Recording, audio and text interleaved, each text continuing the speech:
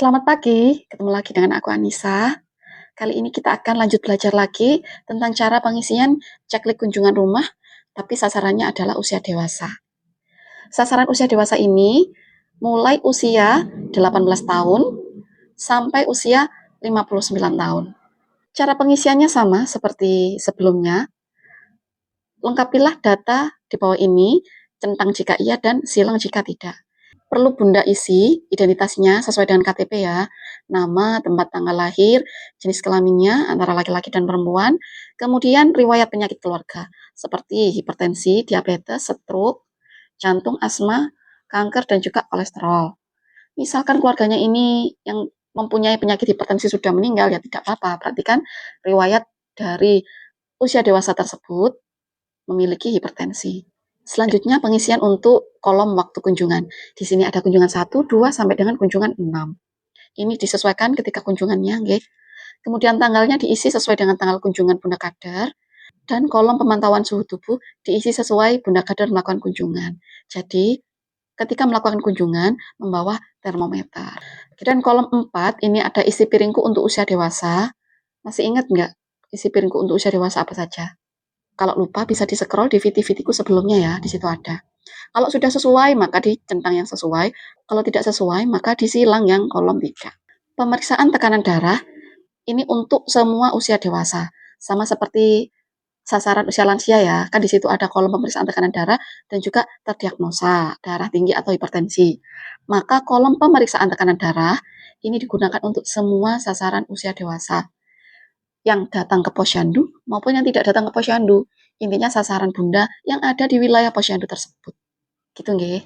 Diisi tanggal pemeriksaannya kapan, tempatnya di mana, hasilnya berapa. Kalau lupa, bisa pakai tanggal ketika di posyandu. Gitu. Dan ketika sudah dinyatakan hipertensi, maka diisi di sini di kolom tanggal terdiagnosa darah tinggi atau hipertensi. Kalau tidak terdiagnosa hipertensi, maka ini cukup dikosongi saja atau dikasih tanda strip seperti ini. Kemudian kolom terdiagnosa tekanan darah tinggi atau hipertensi. Ini hanya untuk sasaran usia dewasa yang terdiagnosa hipertensi saja, ya. Diisi tanggalnya, tempatnya, hasilnya, ada obatnya hipertensi ataukah tidak. Kalau sudah habis obatnya, maka disilang yang kolom tidak. Kemudian dalam 24 jam terakhir atau hari ini sudah diminum ataukah belum obatnya. Kalau belum diminum dalam 24 jam terakhir, maka disilang yang kolom tidak. Selanjutnya untuk pemeriksaan kadar gula darah. Sama seperti pemeriksaan tekanan darah tadi, kolom ini untuk semua sasaran usia dewasa. Tidak memandang dia punya diabetes atau gula darahnya tinggi, normal atau rendah, ya. Ditulis di kolom pemeriksaan dalam 1 tahun terakhir, kalau lupa disesuaikan dengan tanggal posyandu. Kemudian kolom ini hanya untuk yang terdiagnosa diabetes.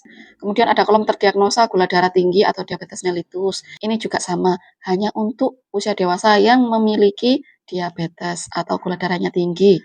Kemudian untuk kolom perilaku merokok, di sini ada aktif dan pasif. Aktif ini jika usia dewasa yang jenengan kunjungi, yang namanya di belangku ini, dia secara aktif menghisap rokok, maka dicentang kolom aktif.